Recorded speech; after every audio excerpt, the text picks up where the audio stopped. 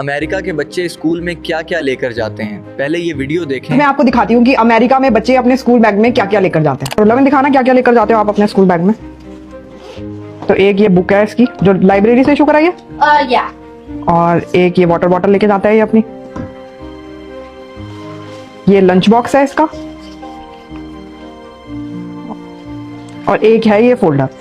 और हमारे बच्चे English book, math book, Urdu book, physics, chemistry, English grammar, Urdu grammar, math grammar, English copy, math copy, मुतालिया Pakistan, Urdu copy, science book, science copy, practical copy, rough copy, घर के paper, गाड़ी के paper, birth certificate, death certificate, खाने के लिए भी कुछ होना चाहिए।